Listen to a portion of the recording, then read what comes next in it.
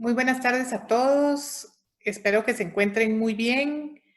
Mi nombre es Valesca Esterkel de Ortiz. Yo soy la directora ejecutiva de AmCham Guatemala y es para mí un gusto poder presentarles hoy un nuevo webinar a través de nuestra plataforma AmCham Connect, Impactos Sociales y Económicos del Decreto 15-2020. Para comentarles un poquito sobre el video, AmCham, como ustedes vieron, pertenece a ACLA por sus siglas en inglés, que es la Asociación de AmChams en Latinoamérica y el Caribe. Somos 24 AmChams con más de 20,000 empresas de capital americano y nacionales en la región. AmCham ha manifestado su apoyo a las empresas generadoras de energía eléctrica por la entrada en vigencia del decreto 15-2020, el cual, a pesar de que nació de buena fe, pues pone en riesgo la economía de todos los guatemaltecos. El objetivo de este evento, el día de hoy, es poder escuchar algunos de estos impactos, tanto a nivel social como económico. Les doy la más cordial bienvenida a los medios de prensa que nos acompañan el día de hoy también, miembros de Junta Directiva de AmCham, y las gracias a nuestros patrocinadores, a quienes voy a mencionar, que son nuestros Leadership Circle. 3M, ABB, Bacredomatic, Locasa, Blue Medical, Boston Agrex, Cemento Regional, Central Law, Chiquita, Colgate, Convexim, Dagas, Demninville, Energuate, Europlaza, Fundación Génesis Empresarial, Grupo Salinas, KPMG, Michatoya, Port2Port, PBS, Tigo Business, Tipic y Walmart. A ellos, muchísimas gracias por acompañarnos y a nuestros aproximadamente 500 socios en Guatemala, también gracias por seguir confiando en esta Cámara. A continuación, quiero presentar a nuestros panelistas el día de hoy, agradecerles también por estar con nosotros en este evento que va a ser de beneficio para todos los que los están escuchando.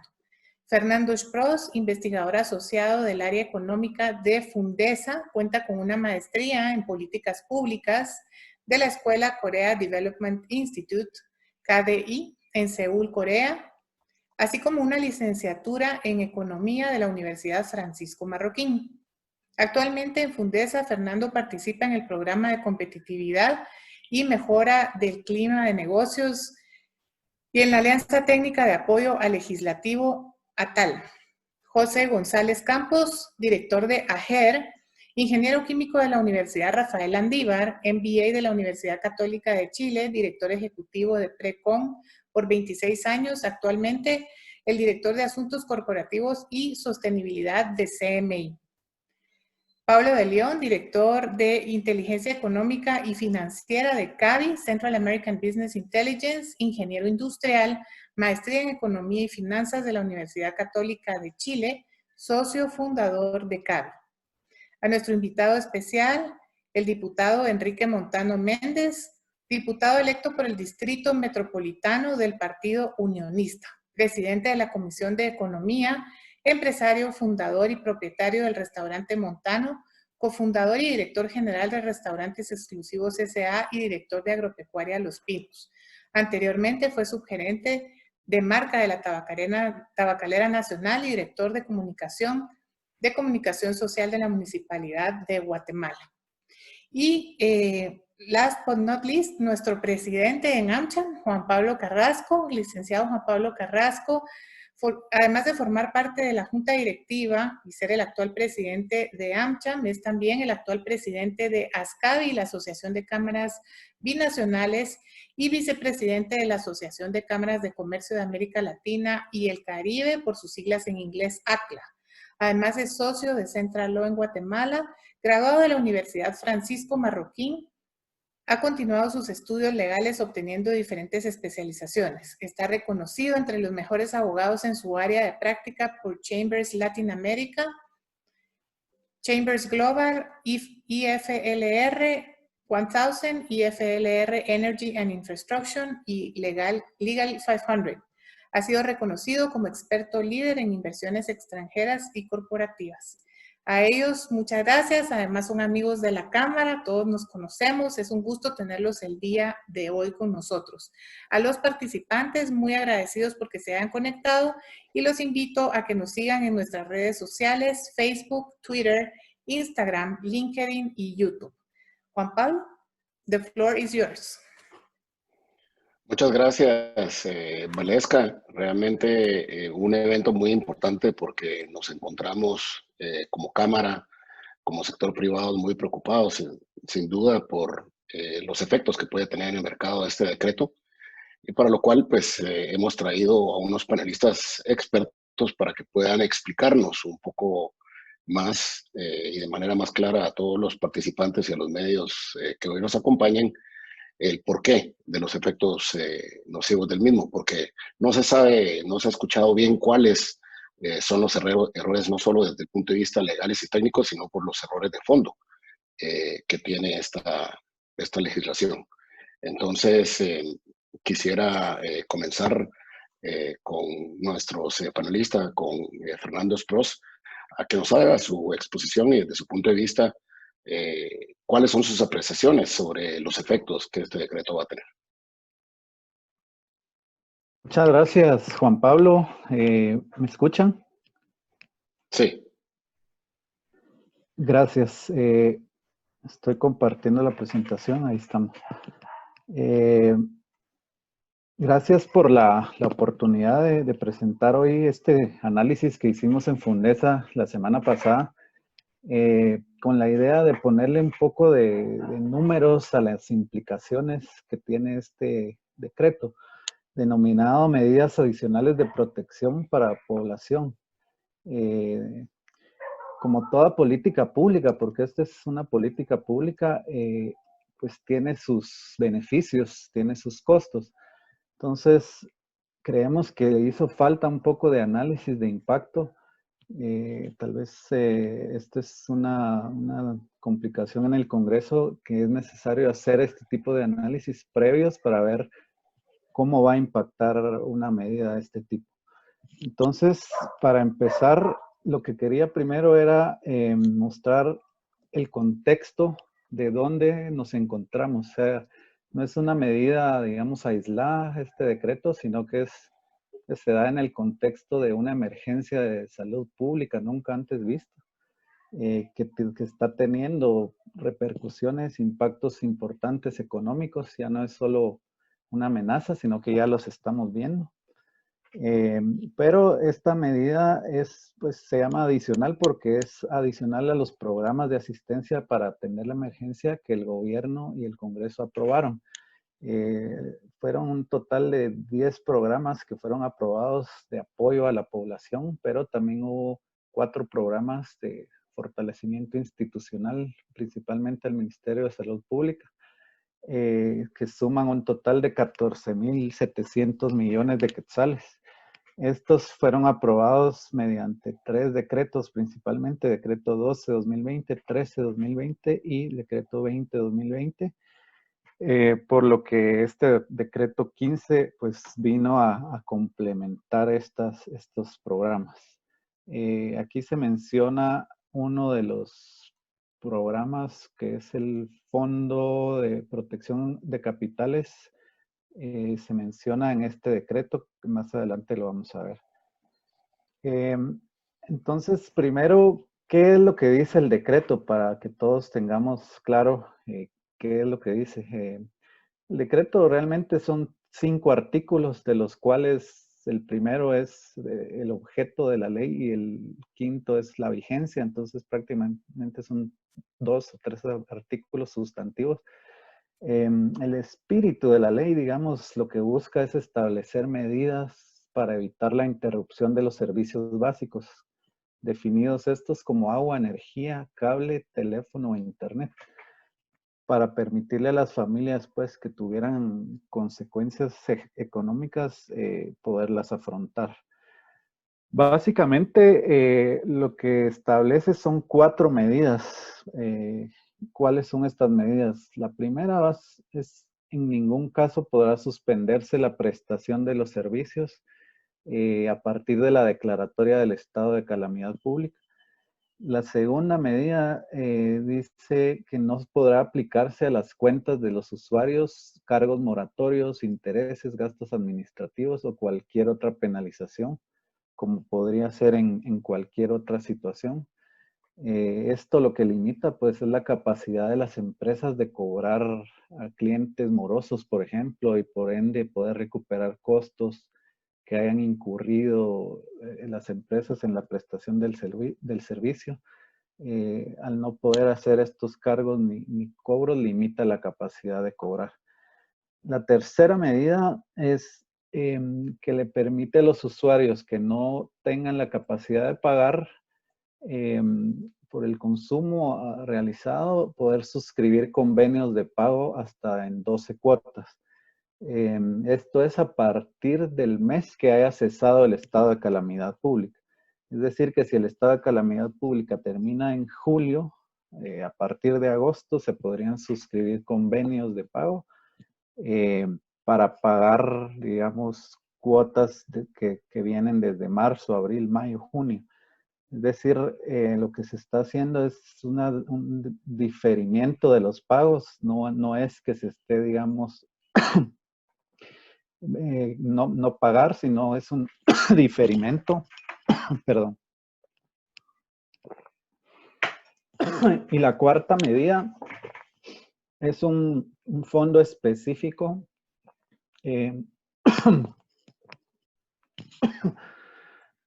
perdón. Es un fondo específico que el crédito pondrá a disposición para otorgar a las entidades de agua potable y cable por el monto que sumen los convenios de pago. Es decir, no menciona a las empresas de energía, sino solamente a las de agua potable.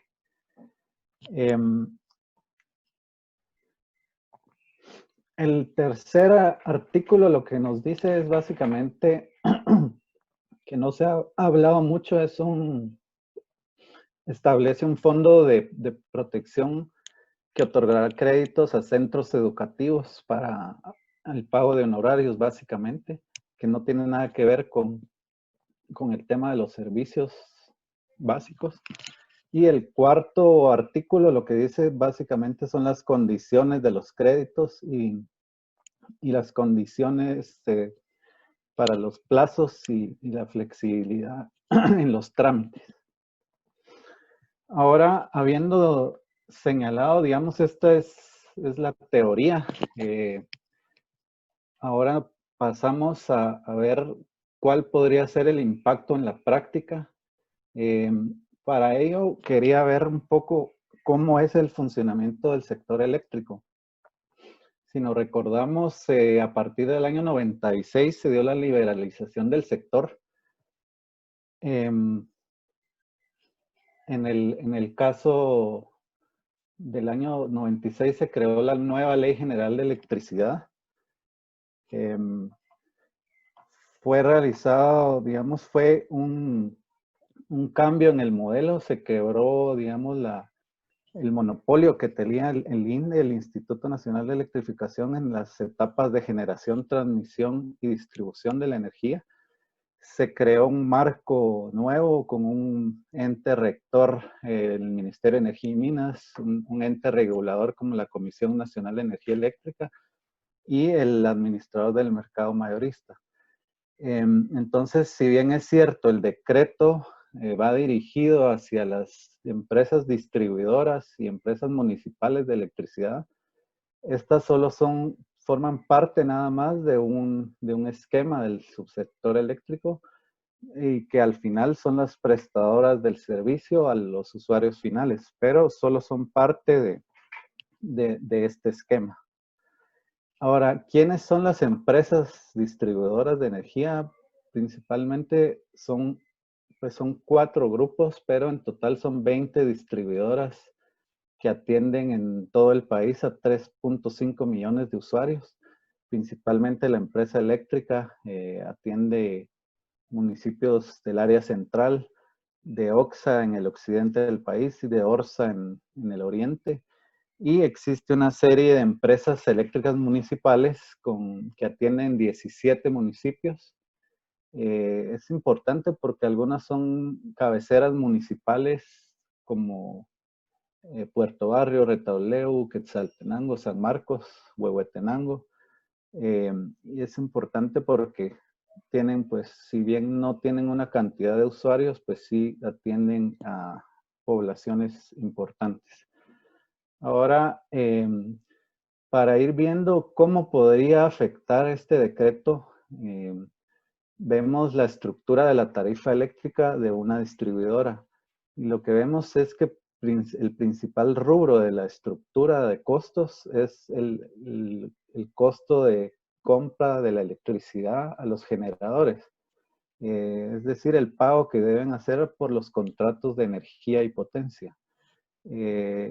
Según los análisis, cerca del 65 al 70% del costo se refiere al pago por contratos. Entonces es una parte importante que vemos a dónde puede ir impactando una medida como la que estamos hablando. También vemos aquí el costo del transporte, vemos el valor agregado de distribución, que básicamente tiene que ver con costos de operación y mantenimiento, costos de reposición de infraestructura, costos administrativos. Se incluye también el IVA que se cobra al usuario y la tasa municipal de alumbrado público.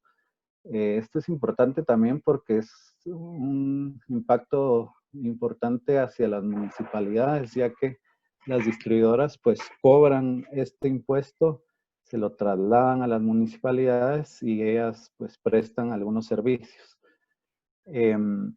Teniendo ya esto, habiendo dicho esto, podemos pasar a ciertas estimaciones.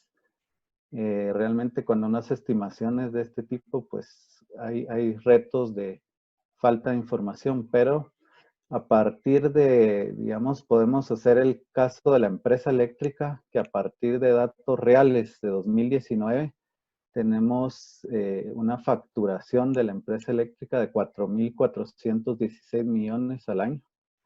La empresa eléctrica paga impuestos por alrededor de 290 millones de quetzales entre impuestos sobre la renta e IVA.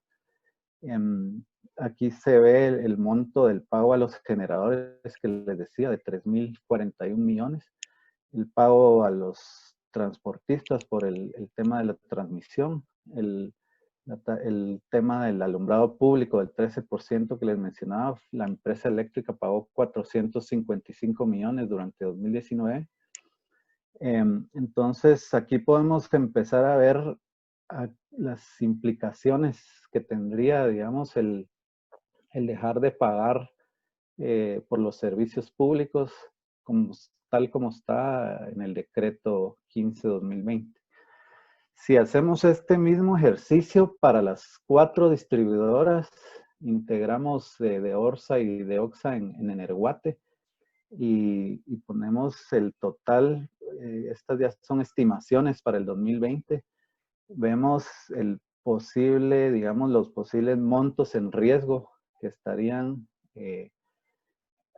al tener, digamos, en total una facturación de cerca de 11.000 millones de quetzales. De una manera mensual, tal vez es más fácil visualizarlo. Vemos que es una facturación de 917 millones entre las 4 distribuidoras y aquí vemos el pago a generadores de 642 millones. Es importante también el pago de alumbrado público de cerca de 70 millones de quetzales mensuales, que sería el monto en riesgo que se estaría dejando de pagar. El tema aquí es un asunto de liquidez, digamos, si se está afectando la capacidad de liquidez de las empresas prestadoras de servicios. Pero lo que no sabemos es cuántos usuarios van a dejar de pagar. Entonces, si estimamos un 50%, que es la última columna, pues vemos aquí los montos mensuales que también son significativos y las serias implicaciones que tendría para generadores, sistema financiero, municipalidades, el Estado y transportistas. Esto era en cuanto al sistema eléctrico. Ahora, para estimar un poco en los otros sectores, pues es un poco difícil tener información, pero en una estimación, a grosso modo, vemos los ingresos de Empagua, la empresa de agua de la ciudad de Guatemala. Tiene ingresos por servicios de 643 millones presupuestados para el 2020. Representa, si bien es, digamos, comparado con la facturación de la empresa eléctrica, que eran 4.800 millones, sí representa una parte importante para el presupuesto de la municipalidad, cerca de un tercio. Ahora, para ver el sector de telecomunicaciones, cable, internet, telefonía, tenemos únicamente una aproximación por el Producto Interno Bruto al verlo por actividad económica. Vemos que el sector de telecomunicaciones es 1.6 veces el de electricidad y agua. Es decir, el sector de telecomunicaciones es mucho más grande. Sabemos que es diferente, tiene una estructura diferente y el decreto le afectaría diferente, pero a grosso modo, digamos, los facturación en riesgo, sumando los tres sectores, tendríamos un monto mensual de 2.534 millones, que es equivalente a un 5% del PIB, para que tengamos una idea. Por último, tenemos algunos datos del sistema bancario, que se ha hablado mucho la posible impacto que tendría en el sistema bancario, y vemos la cartera crediticia del sistema bancario nacional a finales de abril de este año. El sector de electricidad, gas y agua pues tiene un saldo de 13.800 millones de quetzales. Si bien no es, digamos, representa un 7% de la cartera total, pues sí es un monto significativo. Por último, quería resaltar algunos puntos que me parecen importantes del sector, de la importancia del sector eléctrico para la economía de Guatemala. Vemos que es un sector altamente competitivo, con una diversidad de actores y generadores, que realmente es un ejemplo a nivel mundial. La ley que les mencioné al principio, pues ha sido un ejemplo a nivel mundial. Con este decreto, al afectar, digamos, la capacidad de pago, se pone en riesgo la capacidad de generación futura para este sector, que para cualquier país en desarrollo, pues es un sector estratégico. Creemos que el efecto puede ser grave al restar la capacidad de generación y al ir hacia atrás los efectos en la cadena de suministros, al ir hacia los generadores y a los proveedores de estos, pues al final tiene un efecto importante en la competitividad de las empresas y del país en general. Creemos que, como todos, digamos, el sector privado requiere una certidumbre, no la incertidumbre que se está generando con este decreto. Específicamente en el sector eléctrico, las inversiones han sido a largo plazo, de 25 a 30 años, y requieren un entorno estable para poder continuar. Por último, algunas conclusiones. Como dijimos al principio, pues el decreto 15-2020 tiene buenas intenciones. Buscaba ser una solución financiera para los guatemaltecos, pero en realidad pone en peligro el abastecimiento del suministro eléctrico en Guatemala. Tiene buenas intenciones, pero también tiene algunas deficiencias este decreto. Las principales son que no delimita el grupo objetivo, no presenta límites socioeconómicos hacia quienes va dirigida la medida, no establece casos de excepción, incluso en casos delictivos no hay ninguna excepción. Presenta algunas incongruencias en cuanto a plazos, en cuanto a definición de servicios públicos. En algunos casos dice servicio de luz, en otros casos dice agua potable, no se sabe si es agua potable prestada por empresas privadas, públicas, embotellada, es decir, tiene ciertas incongruencias. El fondo específico para crédito que se mencionó no tiene una fuente de financiamiento, que es uno de los requisitos de cualquier ley, contar con una fuente de financiamiento. Por último, creemos pues que no se llevó a cabo un análisis de impacto que, como pudimos ver en las estimaciones, puede tener un impacto grave en varios sectores y empresas en una magnitud importante, pues con la consiguiente efecto en la competitividad del país. Hasta ahí me quedaría yo con la presentación, Juan Pablo.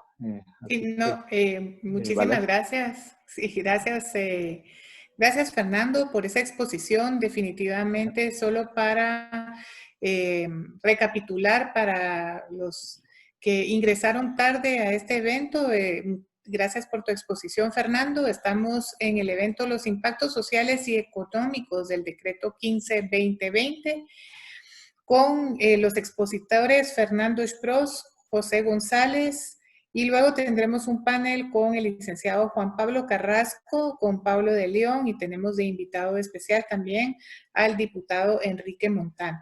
A continuación, la segunda conferencia del día de hoy por José González Campo, director de AGER. José, y muchas gracias, Fernando, por tus palabras. Muchas gracias, Valesca. Gracias a Juan Pablo y AmCham por la oportunidad. Yo también quisiera compartirles una presentación que tengo, aunque creo que la exposición que acaba de hacer Fernando, pues voy a repetir algunas de las cosas que él mencionaba. Creo que es muy completa, pero tal vez darles un punto de vista un poquitín distinto en algunos de los temas que vamos a tratar. Y yo quisiera empezar reconociendo primero el momento que estamos viviendo. Antes de empezar el webinar, platicábamos con el grupo, con Valesca y Juan Pablo, de lo difícil que ha sido la situación que todos estamos viviendo. Sí, creo que cualquiera de nosotros hace 3 meses, apenas hace 3 meses, nos hubieran contado que íbamos a estar empezando hoy la 11ª semana de estar la mayoría de nosotros trabajando desde casa. Y además de eso, con una enorme incertidumbre de qué nos depara el futuro, con retos importantes, claro, y la prioridad primero en la salud de la gente, pero también ya con una afectación económica muy difícil.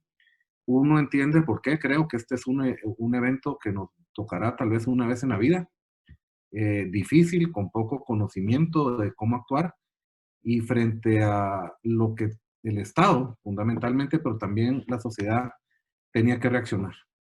Y como les digo, una crisis en la que conocíamos poco, que seguimos teniendo muchísima información confusa de cómo atenderla, que al final del día ha provocado miedo, diría yo, y tal vez pánico en muchos sectores, y que de nuevo, cómo enfrentarla.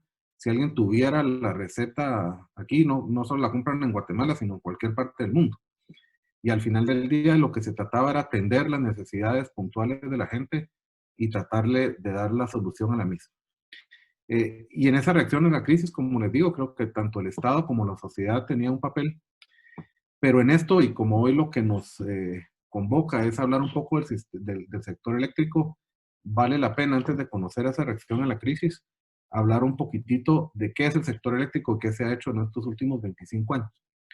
Y como bien mencionaba Fernando, fue el año 96 en que se emite esa Ley General de Electricidad la que permitió, dijéramos, ese cambio que hoy todos estamos, creo yo, en buena medida. Siempre hay cosas que hacen falta y que se pueden mejorar, pero sin duda hoy tenemos un sector eléctrico muy robusto y mucho mejor que el que teníamos hace 25 años. ¿Por qué lo digo? Yo creo que hay datos concretos que lo soportan. Lo primero es que hoy tenemos 5 veces la capacidad de generación que teníamos en aquel momento. Para quienes lo recuerdan, pasamos por varias oportunidades en que hubo apagones y racionamientos, que gracias a Dios, más que los pequeños apagones de minutos o de algunas horas que se dan, por temas meteorológicos, no tenemos, dijéramos, una falta de energía en el país. También es importante reconocer aquí que la cobertura pasó de ser del 48% hace 25 años a cerca del 93% hoy. Quiere decir que la cobertura se amplió muchísimo y a hoy solo el 7% de los hogares de Guatemala no llega a la electricidad y realmente son los lugares más complejos en que son o las distancias más largas o los lugares más inaccesibles, los que aún no tienen el acceso a la energía.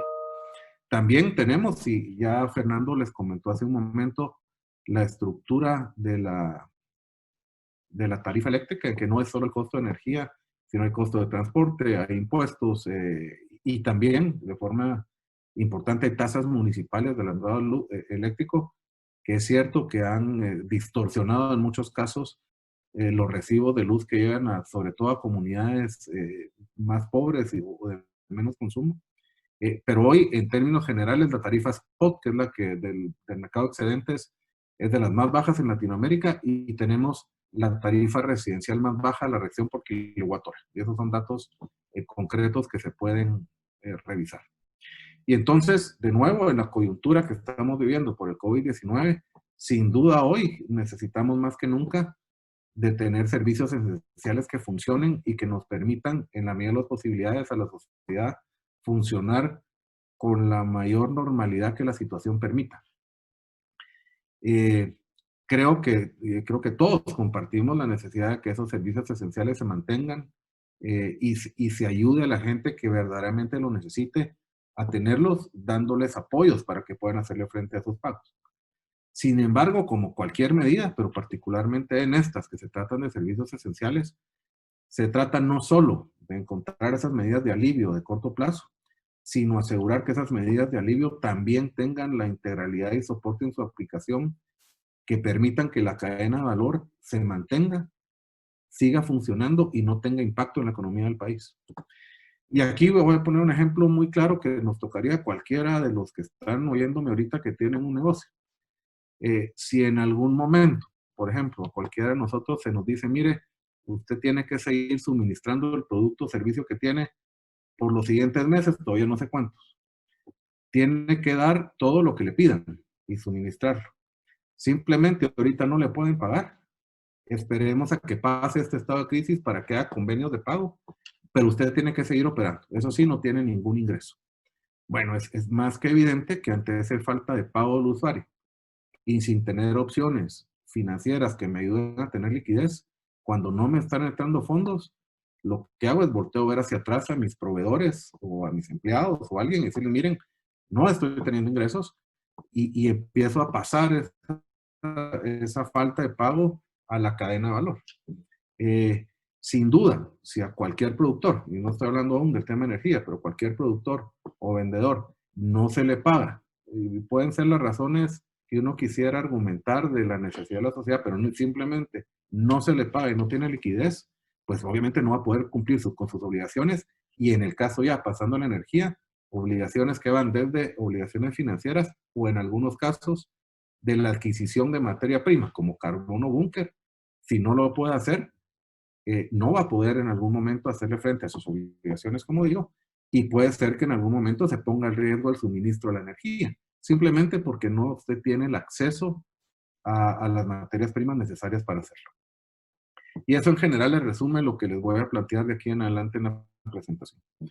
Yo creo que aquí, resumiendo un poco de la presentación que les hizo Fernando hace unos momentos, nosotros identificamos 3 iniciativas de apoyo autorizadas por el Estado, promovidas ya sea desde el Ejecutivo, pero ratificadas por el Congreso de la República, que tienen como objeto puntual ayudar a las poblaciones más vulnerables.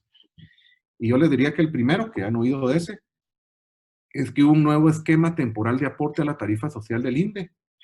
El subsidio se amplió y llegando hasta todos aquellos usuarios que consumieran hasta 300 kWh, lo que beneficia más o menos a 2.8 millones de usuarios, que en general deben representar alrededor de 13 millones de guatemaltecos. Ese subsidio lo aprobó el Congreso de la República y le asignó, eso sí, los recursos al INDE para poder hacer frente a ese subsidio por alrededor de 630 millones de quetzales. Un segundo programa, de nuevo paralelo y que va acompañado del primero, dirigido hacia poblaciones vulnerables, es el bono familiar de 1,000 quetzales, el que, como ustedes saben, la gente está teniendo acceso a través de un código que llega precisamente en su recibo de energía. Y que está dirigido, o por lo menos en este caso, se fijó una medida para saber a quiénes les podían acceder a este apoyo, y son aquellas familias que tienen un consumo menor a 200 kWh. Y finalmente, una tercera iniciativa de apoyo importante era el kit Saldremos Adelante, que fundamentalmente se compone de cajas de alimentos básicos para ayudar a las familias y que debiera más o menos ayudar a 200,000 familias en el país. Se los quería mostrar porque a la siguiente gráfica que tengo estos son iniciativas de apoyo autorizadas y aprobadas por el Congreso de la República dirigidos a poblaciones vulnerables, que se definen en esa línea como familias guatemaltecas que están siendo afectadas por la crisis económica generada por el COVID-19, y aquí empieza lo importante. Define también para el bono familiar que una familia vulnerable o población vulnerable es aquella que tiene un consumo menor de 200 kWh. De hecho, como les mencioné, un 7% de familias que aún no tiene acceso a la energía, en cuyo caso será el INE, el Instituto Nacional de Estadística, que lo tendrá que definir para asegurar que esas familias también lleguen estos apoyos, y se excluyen de esta población vulnerable que tendrá los 3 programas que les acabo de mencionar como objetivo, todos los beneficiarios que sean o servidores públicos o personas que tienen contratos o presten servicios con el Estado, o aquellos que reciban beneficios de pensiones, y ya sea del Estado o del Instituto Guatemalteco de Seguridad Social. Entonces, como ven aquí primero, hay 2 o 3 criterios distintos ya para definir qué es una población vulnerable. Y como saben, esa fue la reacción del Estado. Ya Fernando les comentó que más o menos se han autorizado alrededor de 14,800 millones de quetzales en distintos programas para apoyar al país, a las empresas, pero también a la población vulnerable a hacer frente a esta crisis del coronavirus. Pero también las distribuidoras en su momento voluntariamente pusieron a la disposición de sus usuarios un acuerdo que pretendiera apoyar a la población más vulnerable, y básicamente era así darle facilidades de pago a usuarios que no hayan podido realizar el pago en los 2 últimos meses. Eso es importante. Es decir, esas condiciones se le daba a personas que estaban de alguna forma al día en sus pagos antes de que esta crisis empezara, y de alguna forma ayudarle a sacar adelante una situación que, como les digo, no cabe duda que debe ser difícil económicamente para todos. Y paso ahora a explicar un poquito más sencillo el decreto 15-2020 y su historia. El Congreso aprobó de urgencia nacional el decreto 15-2020 el 3 de abril con 140 votos. El 28 de abril el Ejecutivo veta el decreto 15-2020 y presenta una nueva ley para brindar apoyos en servicios esenciales, la cual al final ya no fue conocida por el Congreso de la República. El 30 de abril el Congreso rechaza el veto del presidente al decreto 15-2020 y con ello básicamente ordena su publicación. El 3 de mayo el presidente en cadena nacional de nuevo presenta el acuerdo que de forma voluntaria se había hecho con las empresas de telefonía, internet, energía y agua potable para lograr que se hicieran convenios de pago con la gente y ayudarlos a su situación económica. Y el 4 de mayo se colocaron por lo menos 15 amparos en contra del decreto 15, de la publicación del decreto 15-2020 ante la CC. Amparos que, como pues ustedes sabrán, la Corte simplemente, y me parece que de forma irresponsable, decidió ni siquiera conocer, y hasta el momento, el 18 de mayo, que era cuando vencía el plazo que la ley da a un veto rechazado para su publicación, la Corte no conoció y los amparos perdieron materia, y finalmente el decreto 15-2020 fue publicado y está hoy vigente en la ley de la República. Un comentario aquí importante. Cuando el presidente vetó el decreto 15-2020, lo hizo pensando que tenía varias inconstitucionalidades. Una de ellas, por ejemplo, un poco de libertad económica, que es forzar a alguien a prestar un servicio sin ser remunerado o sin tener la garantía de ser remunerado por él.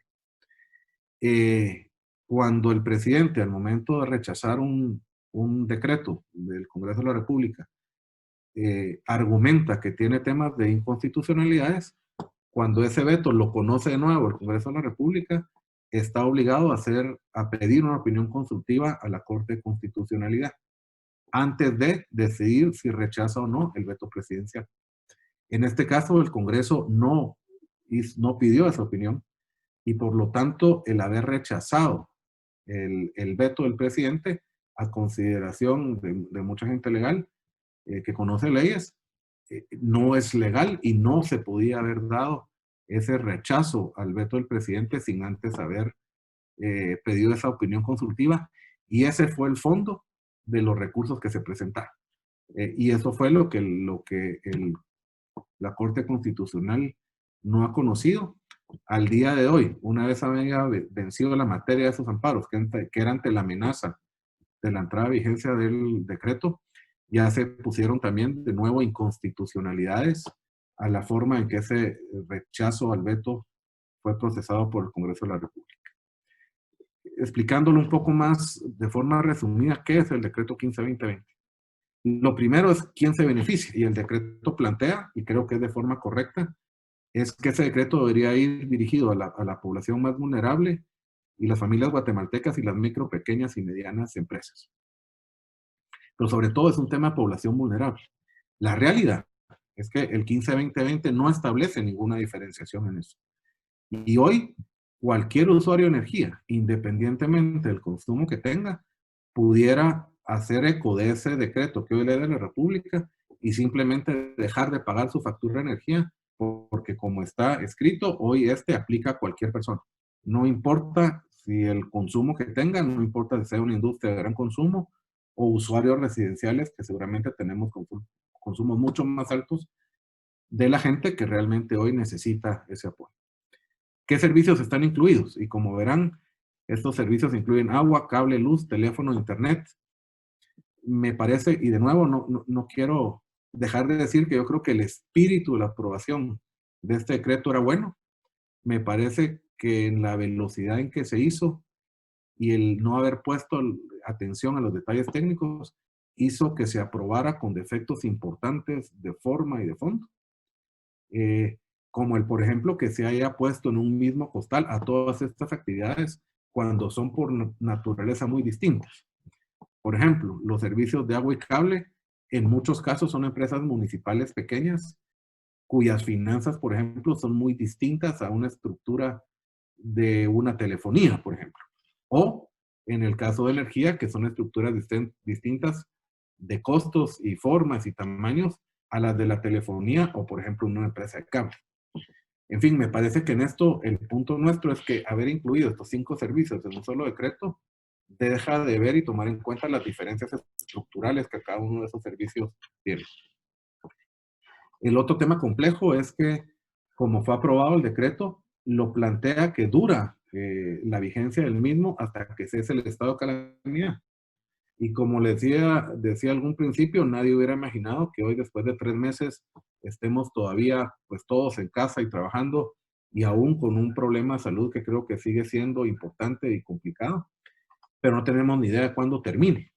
Eso, de nuevo, en el ejemplo que les ponía, que a cualquiera de ustedes les diga, mire, ustedes tienen que seguir suministrando el producto a quien lo quiera por la cantidad que sea, y se me había olvidado, aunque ya estuviera sin haber pagado, que ya fuera moroso antes, hoy no le puede dejar de vender.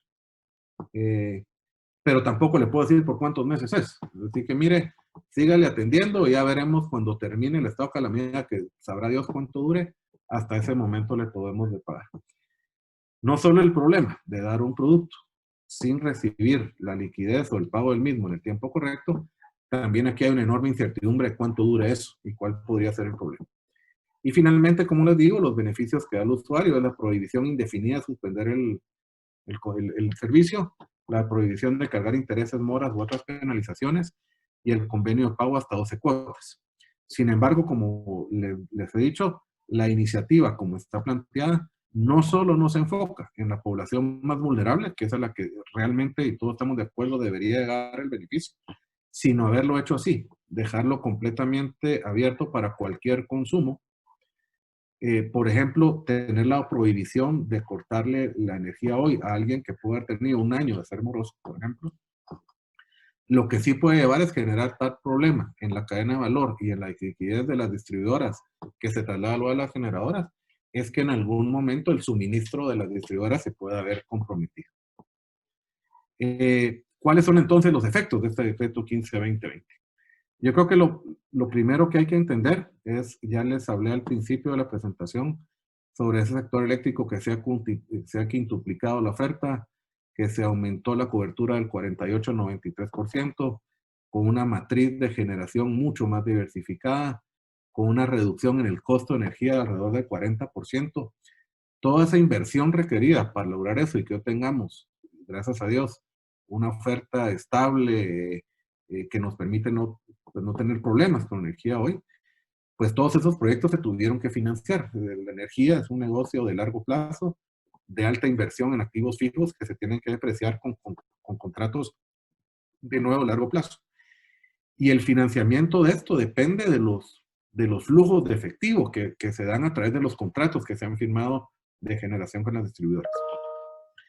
Nosotros estimamos la exposición del sector financiero en este tipo de financiamiento al sector en alrededor de 15.500 millones de quetzales, que al final del día esos fondos no son más que los fondos de la gente que tiene sus ahorros o sus depósitos en el banco y que el banco, cumpliendo su función financiera, los pone a disposición de la inversión para que tengan un rendimiento que permite pagar los intereses al ahorrante. Esa cadena de valor es la que en algún momento puede verse afectada por esta falta de liquidez en distribuidoras que no permitan pagar a generadores.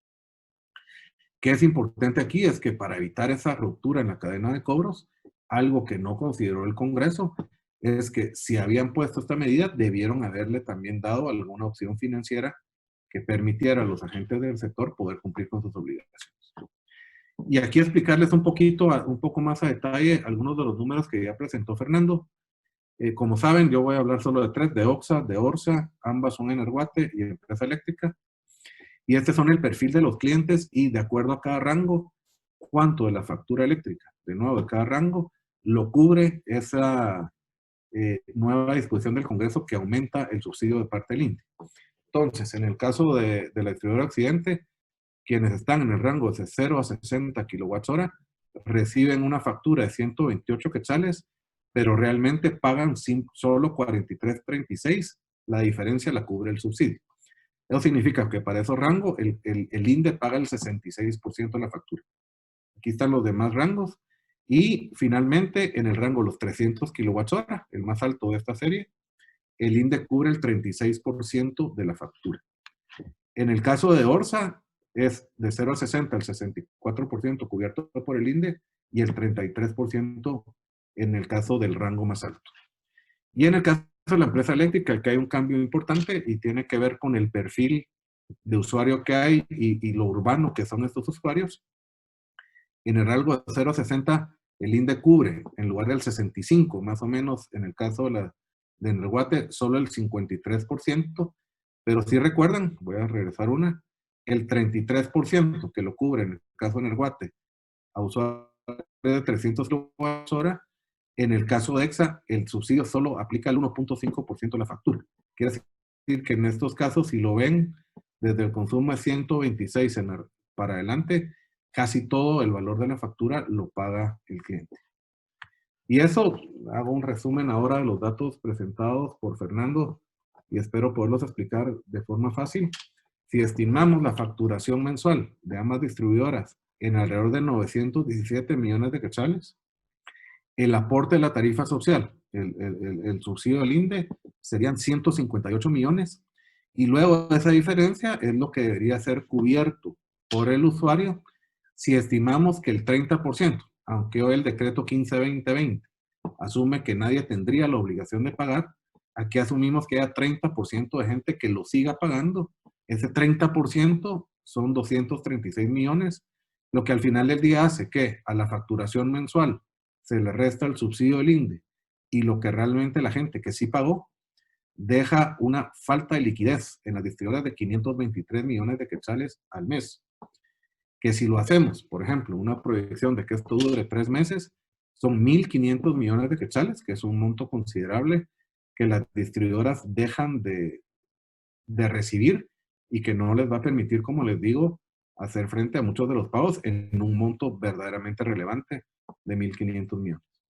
Si este mismo ejercicio lo aplicamos, pero aplicando el beneficio no pago simplemente a los usuarios menores de 300 kWh, que en teoría debería ser esa población más vulnerable, definida así en varios de los decretos aprobados por el Congreso, ese monto baja significativamente.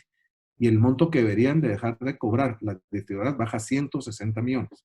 Es decir, pasa de 500 millones al mes a 160, 1.500 millones en 3 meses, 480 en 3 meses. Visto de otra forma, lo que les digo es que bajo las premisas del decreto 1520 que aplica a todos los usuarios, el cobro estimado de las distribuidoras sería el 26% más el subsidio 17% y dejarían de cobrar el 57% de la factura. Mientras que si se acota ese apoyo a consumidores de menores de 300 kWh, el cobro estimado sube al 65%, lo que hace que si antes no cobraba el 57% bajo el decreto 15-2020, ahora eso es simplemente el 18%. Este es un cambio realmente importante que partiría simplemente de reconocer que si es un apoyo a la población más vulnerable, se le debería acotar eso a que se le dé a los menores de 300 kWh. Otro tema importante que mencionó Fernando es que aquí no solo se deja de pagar a generadoras, sino también por la estructura del recibo de energía. Las distribuidoras también tienen una función de cobro de tasa municipal, que significaría que durante estos meses las municipalidades van a dejar de recibir 70 millones de quetzales al mes, lo que para algunas comunas es un valor importante que no les va a permitir en estos meses tener fondos para a lo mejor manejar muchas de las necesidades que en estos meses se van a presentar. ¿Qué es lo que sucede aquí? Pues es lo que sucedería con cualquier negocio. Si una carnicería, por ejemplo, le deja de pagar al usuario, pero tiene que seguir dando toda la carne que el cliente quiera, pues en algún momento, si no le paga, no tiene con qué pagarle al que le vende las vacas. Es el señor que no tiene para pagar el que las bancas, pues si se las prestaron o tenía que pagar algo, no lo va a poder hacer. Y en nuestro caso, si la distribuidora deja de recibir los 500 millones, pues lo más probable es que los generadores no reciban su pago. Las municipalidades tampoco reciban el pago que corresponde a tasa municipal y al final todo eso tenga un efecto no solo sobre los bancos, sino proveedores y en los servicios. Y al final del día, sin que esto signifique necesariamente un racionamiento o estar dando sustos que no corresponden, lo que no se puede negar es que si no tengo esos recursos, sí se está poniendo en riesgo la garantía del suministro eléctrico para los guatemaltecos. Aquí es importante decirles que ya las distribuidoras, ambas, tanto Energuate como Empresa Eléctrica, ya mandaron notas a los generadores haciendo, valiéndose el recurso de fuerza mayor de los contratos para avisar que muy probablemente se tendrían que suspender los pagos a los generadores si esto sigue adelante tal cual está planteado. Y termino con 3 cosas muy claras, partiendo de una premisa fundamental, y es que espero haber sido lo suficientemente claro durante la exposición, que aquí no se trata de no ayudar al que más lo necesita. Yo creo que no solo eso, es una responsabilidad del Estado, que con la aprobación del Congreso se está dando de realmente cumplir una función de apoyo a quien más lo necesita. También como sociedad creo que tenemos responsabilidad de ayudar a quien está pasando por una necesidad. Eso no se cuestiona y de hecho creemos que se tiene que apoyar a las familias más vulnerables por la coyuntura. Pero al mismo tiempo de hacerlo tenemos que garantizar que esos servicios básicos tengan estabilidad y no comprometer su futuro a largo plazo. ¿Cómo planteamos que esto se puede hacer? Básicamente 3 cosas. El primero es del enfoque. Realmente si esto va dirigido a la población más vulnerable, bueno, acotémoslo a que no seamos todos que tengamos ese beneficio, sino simplemente los usuarios que tienen menor consumo, y eso es acotarlo a 0 a 200 o a 0 a 300 kWh. El segundo es definir mejor la temporalidad y dar por lo menos la certeza que si así va a ser este tema, decir cuánto tiempo dura. Y lo que creemos es que no debería pasar de 2 a 3 meses. Y finalmente, de ser posible, creemos que el Estado, al considerar esto y los montos de los cuales se trata, garantizando de nuevo el largo plazo de los servicios esenciales, se les debería haber dado algunas facilidades financieras. De nuevo, esto no se trata ni de subsidios, ni de regalos, ni de apoyos indebidos. Simplemente lo que va a pasar con las empresas distribuidoras es que van a dejar de percibir ingresos. Eso les va a crear un déficit de liquidez importante que no les permite hacer frente a sus compromisos y que pudiera ponerse a disposición de estas compañías un fondo del cual puedan disponer para hacerle pago de nuevo, el pago a sus proveedores, pero que a la vez se va a pagar con el pago de los usuarios que tuvieron que acogerse a estos convenios de pago. En fin, termino. ¿Qué nos preocupa de esto? Es, de nuevo, medidas de alivio justificadas por la necesidad de la gente, pero no consideran primero en definir bien quién es esa población vulnerable y segundo, no aseguran los medios suficientes para que por arreglar un problema no creemos uno más grande y que el remedio en este caso nos salga peor que la enfermedad, que puede ser que por querer ayudar en una situación puntual, en unos meses tengamos problemas serios en la cadena de valor de estos servicios esenciales, simplemente por la falta de previsión del crunch de liquidez que podían tener. Yo con eso, Valesca, termino de nuevo agradeciendo a AmCham y a ustedes por el tiempo y espero poder ayudar a dar una visión distinta a lo que está pasando y ojalá también a hacer propuestas de qué se pudiera hacer para solventar este tema. Muchísimas gracias, José, por esa exposición. La verdad es de que es un efecto dominó. Es realmente lo que nos preocupa. Está claro que es responsabilidad de todos apoyar a los sectores más vulnerables. Creo que hay muchos planes implementados referente a cómo lo podemos hacer. Hay pautas también de cómo definir cuáles son esos sectores más vulnerables. Así que solo en aras de algunas personas que se han ido incorporando al evento, tenemos alrededor de 115 personas, 114 personas en el evento. Estamos analizando los impactos sociales y económicos del decreto 15-2020 y nos acompaña el día de hoy Fernando Spross de Fundesa, José González Campo de AGER, y ahorita vamos a pasar al panel que va a ser dirigido por el presidente de AmCham, licenciado Juan Pablo Carrasco. Él va a ser nuestro moderador del día de hoy. Y nos van a acompañar en el panel siempre Paulo de León, de CABI, que ya lo habíamos presentado, y el diputado del Congreso, Julio Enrique Montano, así como Fernando Spross y José González Campo. Así que, Juan Pablo, le doy la palabra para pasar al panel del día de hoy. Muchas gracias. Muchas gracias, Valesca. Muy buenas tardes a todos. Muchas gracias a nuestros panelistas por esa presentación que nos dan bastante claridad acerca de los efectos de esta ley que ya está vigente en Guatemala. No cabe duda que nosotros estamos también de acuerdo en que haya un apoyo para las personas que así lo necesitan para cubrir los servicios básicos. Y lo vimos, por ejemplo, ya como en una forma autorregulada lo hizo el sector de tarjetas de crédito, que dieron 2, 3 meses para hacer los pagos y hacer acuerdos de pagos en forma diferida. También estamos conscientes que esta iniciativa tiene buenas intenciones, pero como bien dice el dicho, de buenas intenciones está empedrado el camino al infierno y tiene estos problemas la misma que pueden hacer aún más grande la situación de crisis que se está viviendo en el país y lo mismo, por lo tanto, queremos discutir esto el día de hoy con nuestros panelistas y quisiera en esta ocasión empezar con el diputado Enrique Montano. Enrique, bienvenido, muchas gracias por estar aquí con nosotros, estando dentro del Congreso y habiendo participado en las discusiones cuando se emitió esta ley y ahora conociendo pues lo que nos han expuesto supuesto los expositores Fernando y José. ¿Qué análisis hubo en el Pleno del Congreso cuando se consideraron emitir esta ley?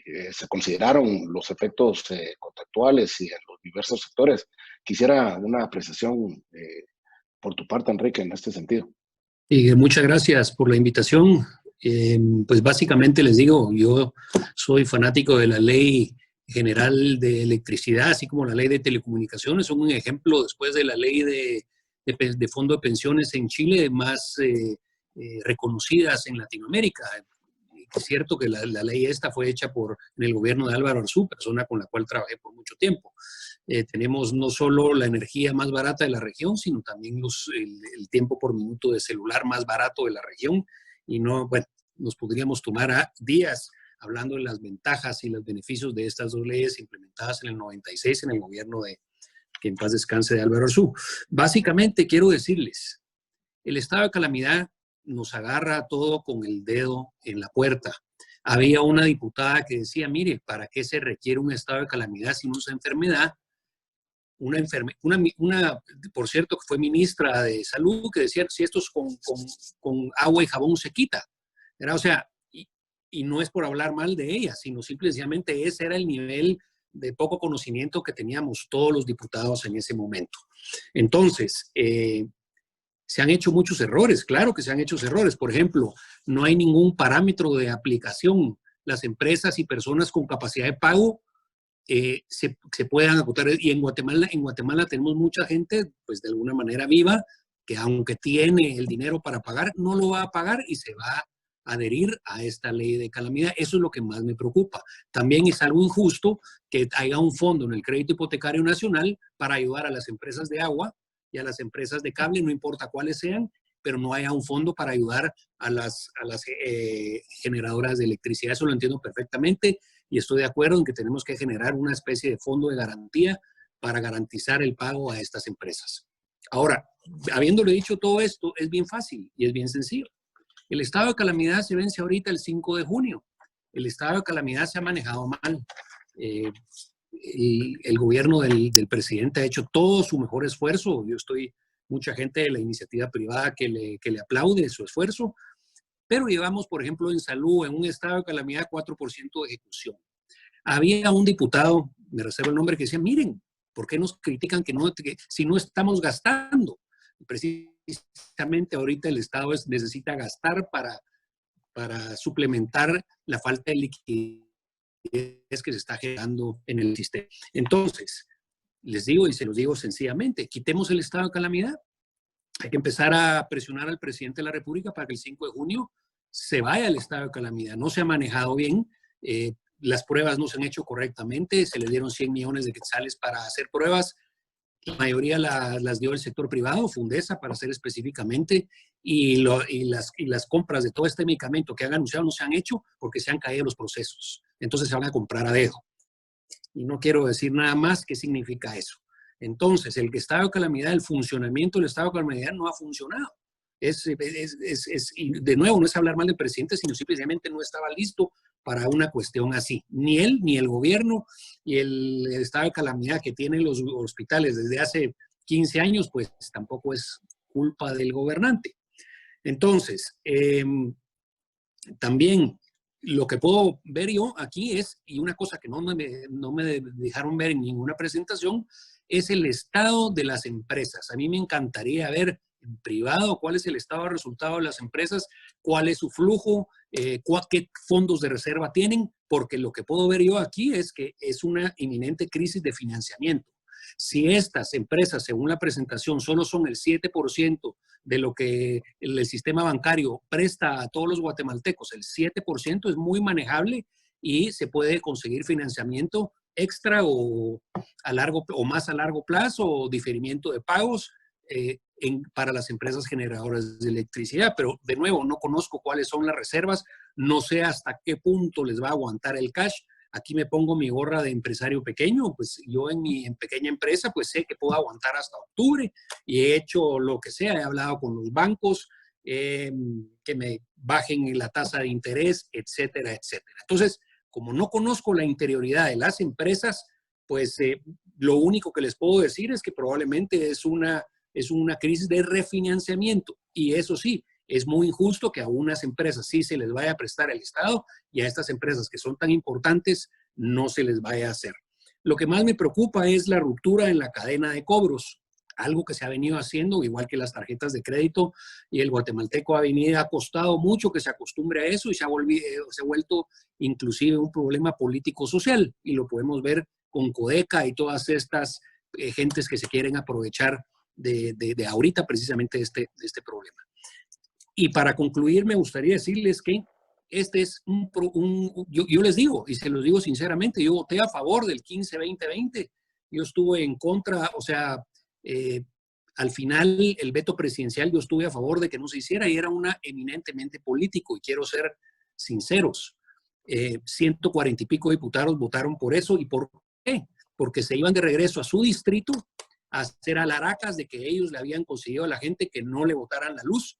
Y en el interior del país es un problema eminentemente político. En las áreas más recónditas del país, la gente tiene a Codeca y tiene a la gente de la extrema izquierda hablándoles al oído de lo malos que son las empresas de generadoras de electricidad.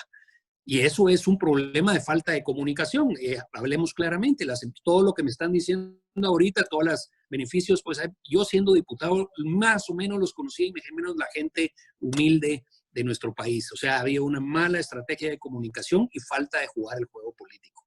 ¿Qué es el juego político? Eso lo jugaron muy bien los diputados. De nuevo, regresaron a sus distritos diciéndoles, miren, yo fui el que les conseguí que ustedes no les van a cortar la luz, el agua. Es una victoria política para cualquiera en el interior de la República.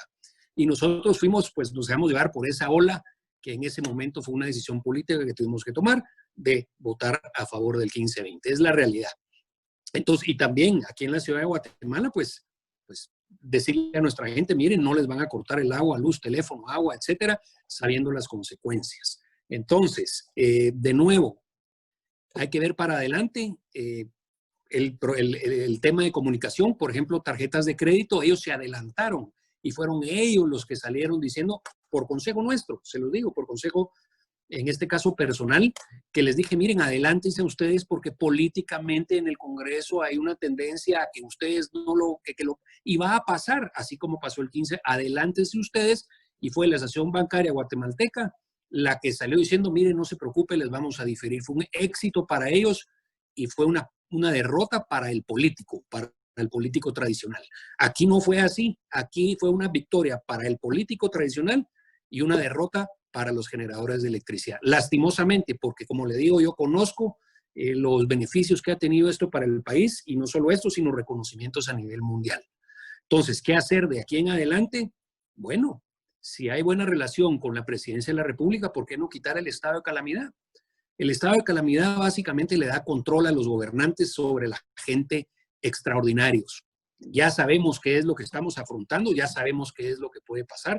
Estamos en el pico de la enfermedad en este momento, o le damos un mes más al gobernante para que nos diga qué hacer y para que siga el 15-20-20, entre otros, adentro del estado de calamidad. De nuevo, solo las empresas conocen las interioridades. Yo no sé, porque así como sabemos que hay ingenios que les va muy bien y hay ingenios que están a punto de quebrar.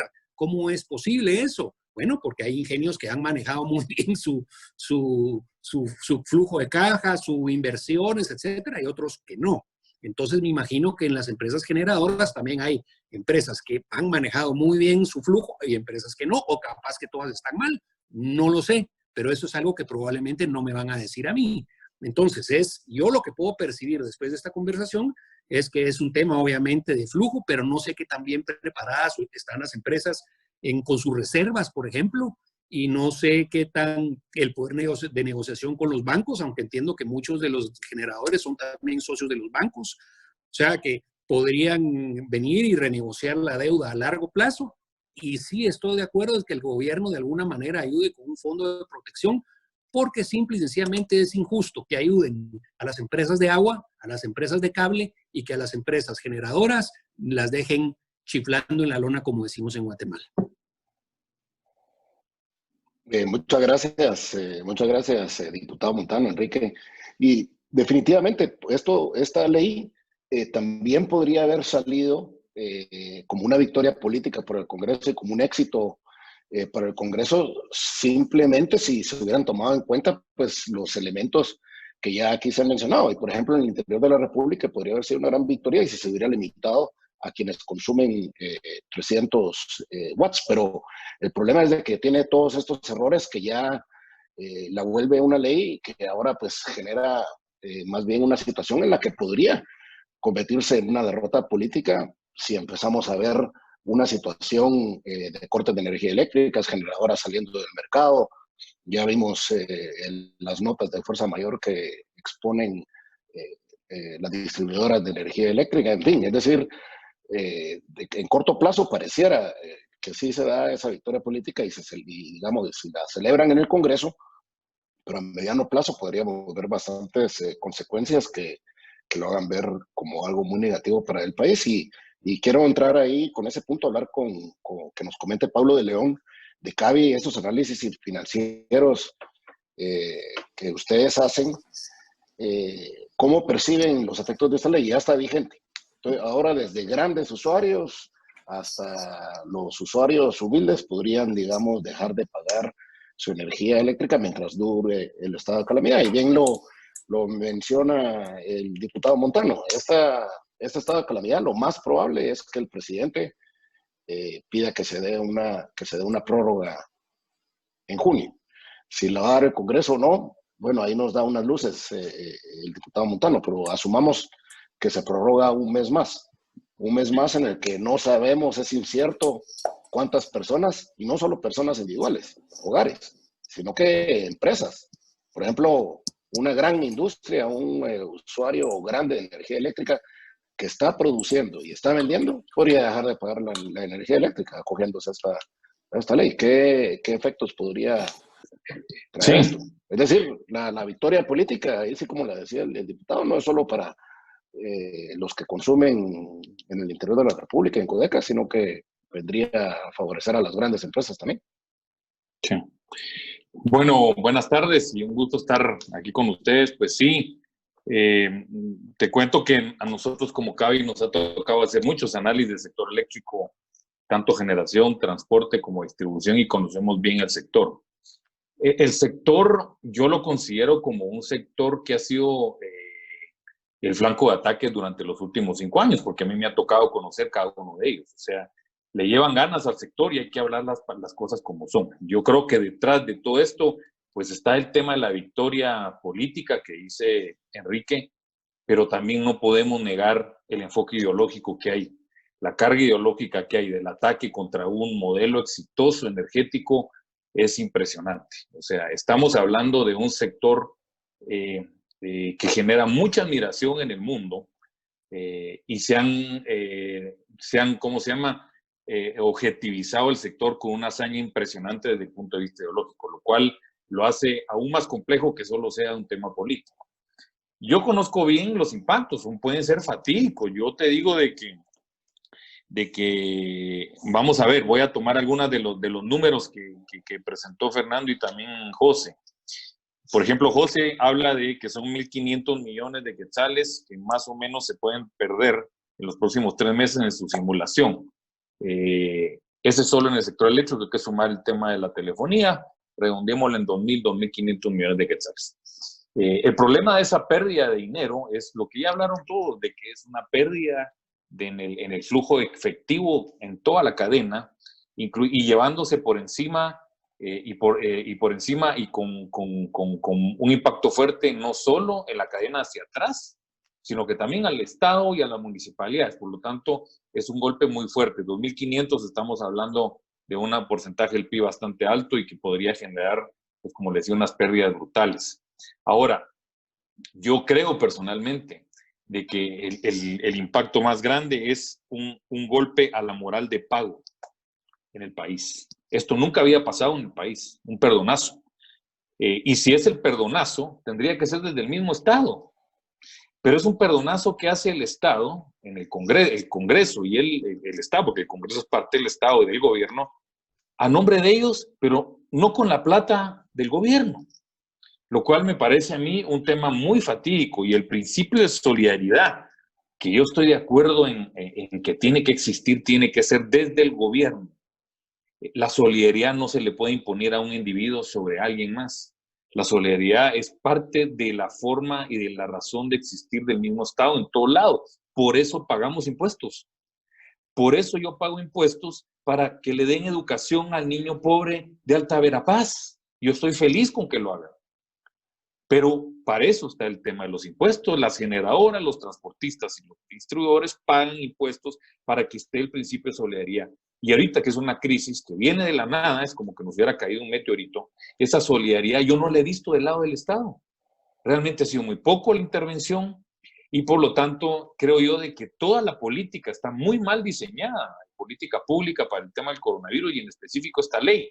Lo que dijo Fernando de todo lo que le falta a la ley, estoy de acuerdo, pero fíjense ustedes de que no hay un efecto secundario, no hay un estudio de efectos secundarios sobre el programa que están haciendo. El efecto secundario es una paralización del sistema de pago del país. Uno, dos, un socavamiento de la moral de pago en el país. Recordemos de que Guatemala, hay estudios que comprueban que la moral de pago del guatemalteco es la más alta de América Latina, pero hoy se nos puede caer eso. Y si cuando la moral de pago se cae la confianza en el sistema, y aquí todos nos vamos al hoyo. Entonces, ese efecto secundario no fue medido. Tampoco hay un diagnóstico claro de qué es lo que nos está pasando en esta crisis, porque esta crisis es un problema de liquidez, porque la gente no tiene ingresos.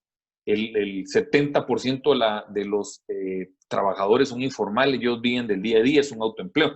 Por lo tanto, el problema esencial es que no tiene ingresos, no tiene plata para pagar pues energía eléctrica, telefonía y comida, etcétera, etcétera. Por lo tanto, que es un shock de demanda, lo que le llamamos, que bajo el principio de solidaridad hay un diagnóstico correcto de la situación. Lo que debería hacer el gobierno es hacer transferencias de cash a la gente que lo necesita, y que ellos agarren ese dinero y sigan pagando todo lo que tengan que pagar de la manera más normal posible. Eso no lo estamos viendo, y por lo tanto no estamos viendo un diagnóstico correcto de la situación.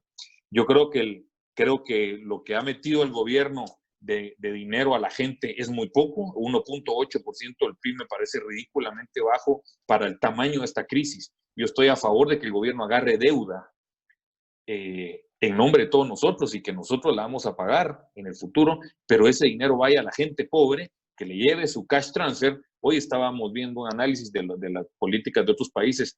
En la inmensa mayoría de países, el apoyo ha sido a través de cash transfers. A la gente, aquí está su dinero, le pago su salario, le pago su ingreso, y por favor siga consumiendo lo más que pueda.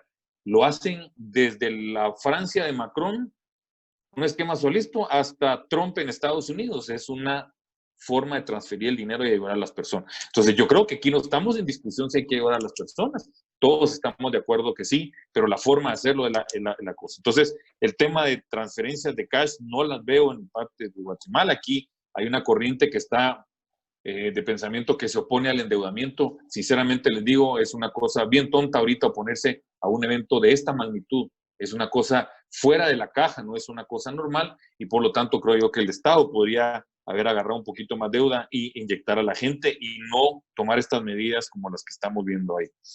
Finalmente, yo sí creo que tenemos que ¿cómo se llama? Privilegiar a los más pobres. Creo yo de que se viola también el tema que apunté yo, el tema de la libre empresa. Es bien importante, ustedes. Esto es bien importante. A mí no me pueden obligar como empresario a yo dar gratis mis productos. Eso no puede. Si rompemos eso, estamos rompiendo la esencia de una economía. Obligar a alguien a dar tus productos sin pago a cambio, eso no puede ser. Yo sé que hay una situación, y por lo tanto lo que pudo haber sido, y lo mencionó también el diputado, es que el gobierno se meta en medio y sea el riesgo de contraparte. ¿Sabes qué? No te van a poder pagar, pero yo voy a responder por ellos, no te preocupes. Y el gobierno se mete, pero no puede dejar de funcionar el mercado. Lo hacen, la Reserva Federal lo hizo en la crisis subprime, lo volvió a hacer ahorita. Había un riesgo de que el sistema financiero se dejara de transaccionar porque había desconfianza. El gobierno entra en medio para que el mercado siga funcionando. Los mercados funcionan. Entonces, ahorita hay un riesgo de que se quiebre el mercado eléctrico en Guatemala y el de telecomunicaciones, pero entonces el gobierno, lejos de pegar ese mercado, lo está tratando de romper. Lo que deberían de hacer es, porque yo entendemos la necesidad de la gente, es meterse en medio y decir, ok, yo voy a hacer el riesgo de contraparte, tú no te preocupes porque yo voy a cubrir las pérdidas. Y estamos hablando de 2.500 millones de quetzales, señores, eso son 2.500 de millones de quetzales a 3.000, pongámosle así, estamos hablando de menos de 1% del PIB. Es 1% del PIB. Podría el gobierno perfectamente agarrar ese dinero y pagar las cuentas de las personas. Entonces, pero lo que está provocando es un probable rompimiento del mercado, y si se rompe el sector eléctrico en Guatemala, nos rompemos todos. Entonces, estamos sinceramente en una batalla que no la podemos perder como sociedad, porque esto no es un empresario o el otro, hoy hizo el Estado eso, mañana me lo va a hacer en tu mercado, en el mío, en el de cualquiera, mañana te dicen, miren, los abogados no pueden cobrar, señores, y tienen que dar el servicio a toda la gente, y mañana es de doctores, y mañana, entonces, realmente no. Ahora, hay que ayudar a las personas, hay transferencias, hay que ver lo que han hecho en otros lados del mundo. Es bien sencillo lo que han hecho. Nadie ha hecho en el mundo lo que estamos haciendo aquí en Guatemala con el mercado eléctrico, en el tema comunitario. Nadie ha hecho eso. Es sencillo, es bien sencillo, es meterse en Google, preguntar cuáles son las políticas que están haciendo en cualquier lado del mundo. Si te gusta Estados Unidos o no te gusta Trump, andate a Francia y vas a ver que Francia no ha hecho nada de eso. Ha inyectado plata a la gente para que siga gastando. Entonces, ojalá que se pueda revertir. No doy muchas salidas estratégicas, no es mi área fuerte el tema político ni legal, pero ojalá que esto se revierta porque podría ser un precedente muy, muy malo para el país. Muchas gracias, Paulo. Y realmente preocupante la situación. Estamos recién al inicio que se da esto, pero el panorama no pinta muy favorecedor. Y hablas del perdonazo, ¿verdad? Yo le voy a hacer una pregunta ahorita a José González Campo, pero vamos a regresar con Enrique como para entender un poco más de la dinámica que hay en el Congreso y que hablemos al final de soluciones. Ahorita la brasa está en la Corte de Constitucionalidad, pero hagamos un ejemplo y yo quiero ver si José González está de acuerdo con esta comparación que voy a hacer. Empresa Eléctrica y Energuate son como Hugo o Globo. El pueblo tiene que comer, todos tenemos que comer. Nosotros venimos, si queremos comer en nuestra casa, le contratamos a Hugo. Hugo nos cobra un servicio por entregarme esa comida en la casa. Globo también, o el supermercado, o lo que sea. Ya le pagamos y ellos le pagan al supermercado, le pagan al restaurante y todo eso. Entonces, digamos, ahorita en el Congreso, que los diputados dijeran, bueno, la gente tiene que comer, que saquen una ley diciendo que Hugo y Globo tienen que distribuir gratis y no pueden cobrar y tienen que dar la comida gratis porque el pueblo tiene hambre y y tienen que comer. Entonces Hugo y Globo entregan gratis. ¿Es esto lo que pasó con esta ley? Empresa Eléctrica y Energuate pues distribuyen la energía eléctrica. Sería lo mismo que sacaran una ley en la que distribuyamos gratuitamente la comida también y que no se pague.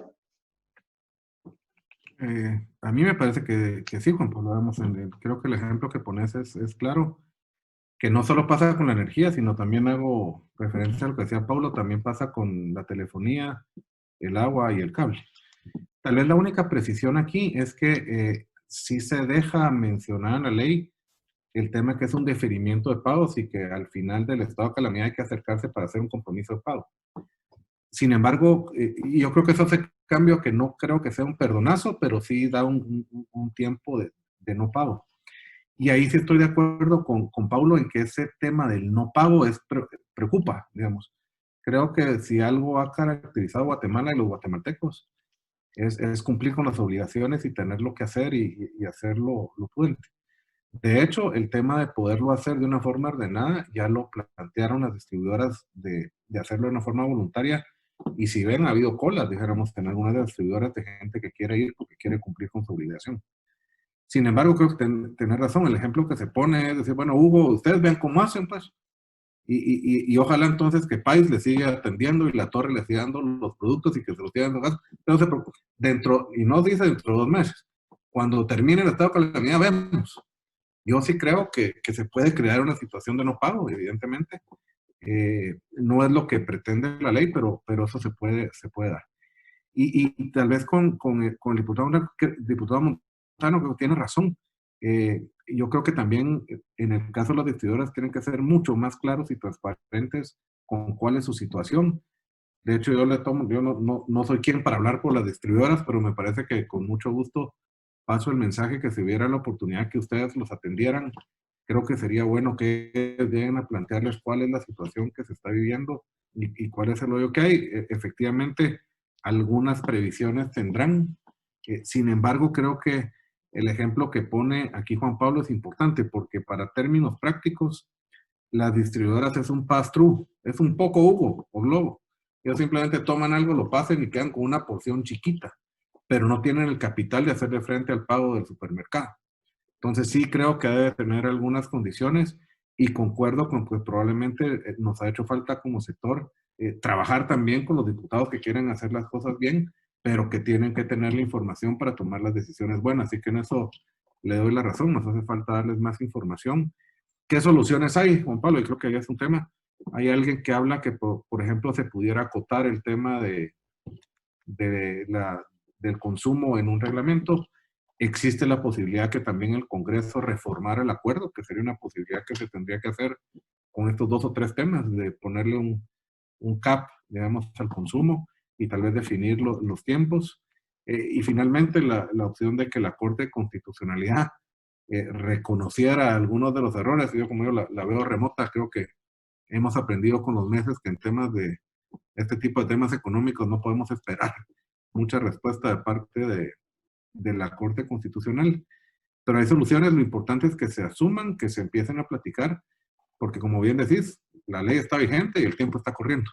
Y hay temas con consecuencias complicadas. Gracias José. Definitivamente, como tú mencionas, ¿verdad? Las empresas eléctricas hacen un pass-through y aquí en este foro nos estamos enfocando en las empresas eléctricas, pero a las de agua, de telefonía, no digamos, es decir, a todas las industrias esenciales las afecta en gran medida. Y de último mencionabas el tema de la Corte Constitucional. Si viviéramos en un Estado de Derecho, realmente pues eso es lo que el Estado de Derecho precisamente lo que busca es darle garantías constitucionales a los ciudadanos y garantizar que los poderes del Estado no se pasen dentro de sus atribuciones, ni el ejecutivo, ni el legislativo, ni el judicial. Debería ser el garante de la Constitución y entonces, bueno, el Congreso, usando uso de su prerrogativa, pues pasó esta ley, pero si viviéramos en un Estado de Derecho, ya hubiera la Corte de Constitucionalidad resuelto la inconstitucionalidad de la misma ante la flagrancia e inconstitucionalidad, no solo de fondo, sino que de forma. Y entonces ahí regreso con Enrique, que digamos no pasaron a consulta de la Corte de Constitucionalidad este decreto, el presidente lo vetó en base a este fundamento y el Congreso vio ese paso. Yo, de hecho, cuando se dio esa situación, yo pensé que el Congreso lo hizo para quitarse la brasa encima, tener su victoria política y entonces darle una clara salida a la problemática, porque ya prácticamente salía con un error que la Corte de Constitucionalidad sencillamente no podía rechazar, porque había un precedente, una jurisprudencia por parte de la Corte que si no pasa por consulta, cuando es por motivos de inconstitucionalidad, se declara inconstitucional la ley. Pero hoy es el día que la CC no resuelve ninguno de los amparos ni inconstitucionalidades planteadas. En el Congreso, ¿tú crees que haya voluntad de hacer una reforma de esta ley para atender estas preocupaciones que aquí se expusieron? ¿Crees que hubo esa consideración de no hacer la consulta a la Corte de Constitucionalidad y por eso, para que tuviera ya un vicio ahí y entonces ahí se resolviera el tema? ¿O qué otros caminos ves desde el Congreso que se podrían tomar para solucionar esta problemática? Bueno, probablemente vamos a decir cosas que no deberíamos de decir, pero bueno, vamos a arriesgarnos un poquito. Solo que el video creo que no está funcionando. Si me puede, bueno, no es necesario el video tal vez. Pero bueno, el problema de fondo aquí es que el presidente pensó que tenía los votos de la famosa alianza legislativa, más de 80 votos para que él pudiera vetar la ley, la 15-20-20, para que el Congreso le hiciera caso, por decirlo así. Pero resulta que para elegir a la Junta Directiva del Congreso, como quedó la Junta Directiva del Congreso, es comprando a los votos de los diputados, de una gran mayor parte de los diputados. Entonces, siempre se le dijo, mire, si usted hace esto, obviamente, no es que yo me quiera hacer el santo, pero mi bancada no recibió ningún centavo, así como muchas otras, no recibieron ningún centavo. Entonces, sí, ¿qué pasa? Que cuando usted quiera pasar otra cosa importante, le van a pedir lo mismo, o le van a pedir favores, o inclusive hay diputados que tienen tal vez su empresa y que provee algo, entonces le va a pedir eso a cambio. Y eso fue lo que pasó. Hubo un vicio desde el principio de la elección de la Junta Directiva del Congreso y se le dieron vuelta justo cuando más lo necesitaban. Entonces el sector privado dijo, el presidente tiene los votos. Pues ahí está que no. Ahí está que empezó viciada la cuestión y no hubo manera de conseguir los votos. Ese es el fondo del asunto, es un fondo chuco, pero es la realidad. Ahora, hablemos de soluciones. No me dejará mentir el señor de León, el 6% del PIB para la crisis se ha usado en Perú, en Chile. Aquí ni siquiera llegamos al 2% del PIB en inversión directa al pueblo de Guatemala. Si nosotros logramos extender estos fondos o los fondos que no se han usado, usarlos para electricidad eléctrica, yo soy a favor de eso. 300 millones es un montón de dinero para un individuo, pero para nivel de Estado no es tanto. Se puede manejar esperando que la calamidad no dure hasta el próximo año, esperando que la calamidad acabe en un par de meses, si mucho. Yo creo que ya los guatemaltecos nos acostumbramos y queremos ya salir y vivir con el coronavirus y arriesgarnos. Lo digo sinceramente. Entonces, ¿qué es lo que podemos hacer? Ahorita en el estado de calamidad, si mucha gente quiere que se siga con el estado de calamidad y el presidente consigue los votos, pues racionárselo, o no racionárselo, la palabra que estoy buscando se me olvida en este momento, pero es decirle, mire presidente, con mucho gusto, pero no puede cerrar el país. No puede cerrar usted el país por más de 3 días y lo tiene que anunciar con 3 días de antelación y dar las razones por qué. No puede venir un presidente de la nada decidir cerrar un país. Ya miren todo lo que pasó. La gente ya no le está haciendo caso en el interior de la República, ni siquiera. Ya miren todos los problemas que pasaron en Malacatán y en todos estos lugares. Entonces, condicionarle es la palabra que estoy buscando, el estado de la calamidad. Y la segunda es, y es brillante, y es decirle, mire, por favor que los de 300 watts para arriba paguen su electricidad y es bien fácil venderlo. Mire, que los ricos paguen por su electricidad, ¿verdad? Y que nosotros como Energuate vamos a proteger a los pobres. Esa es la comunicación que les hace falta a los... Pero es bien sencillo. Es bien sencillo, condicionar el estado de calamidad a través del movimiento político para que se le cobre a los que tienen 300 o más y que no sean aprovechados. Y les dice, sí, mire, perdón, pero a los ricos, los de 300 para arriba, llamémoslos ricos, que paguen. Y a los pobres nosotros los vamos a proteger. ¿Quién? Energuate, de Oxa, de Orsa, como le quieran llamar, las regiones. Así es la solución. Pero no se preocupen, yo creo que conseguirles el dinero es viable porque es un servicio esencial. Y lo que va a pasar y lo que estoy sintiendo a veces es que dicen, vamos a cortar el chorro, por decirlo así, el chorro eléctrico, los generadores. Y entonces sería el error más grande, porque ustedes hacen eso y entonces les van a hacer públicas sus empresas. Porque, como decía bien, muchos de los panelistas, la efervescencia social está ahí. Se ha venido cultivando esta manera de privatizar otra vez los servicios públicos en el interior de la República. Ya saben ustedes a dónde me refiero. Y entonces usted viene y lo hace, les están dando las balas para que empiece la matanza, por decirlo en términos de analogía. Entonces, sería un error garrafal.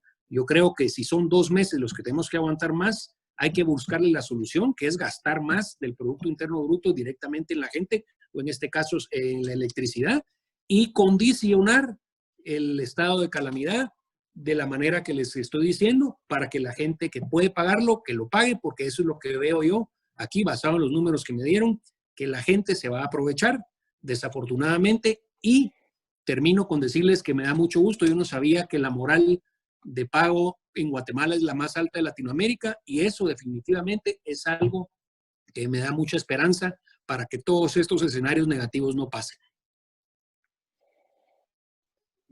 Muchas gracias, Enrique, y a todos nuestros panelistas. Lamentablemente ya se nos acabó el tiempo, pero diputado Montano, muchas gracias por tu presentación y apertura y disposición de compartir con nosotros todos estos temas.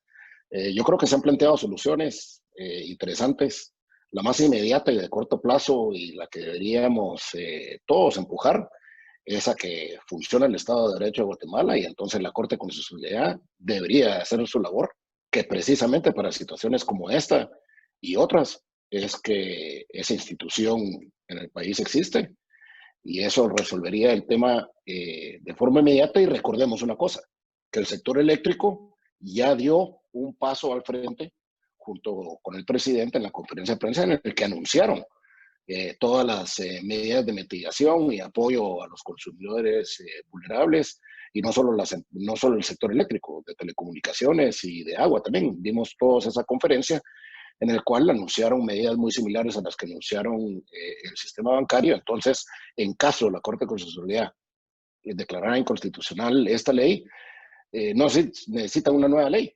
De hecho, ya hubo un acuerdo que el Ejecutivo logró con el presidente de todos estos sectores, pues para poder atender la emergencia y atender a los usuarios más vulnerables en todos los sectores. Entonces, agradecerles a todos por haber participado en este webinar. Como AmCham, nosotros estamos haciendo las gestiones y estamos apoyando a que se declare esta inconstitucionalidad en la Corte de Constitucionalidad prontamente, y si eso no se da, buscar alguna de las alternativas que nos plantea Enrique, José y Paulo para buscar una solución a esta problemática de corto plazo.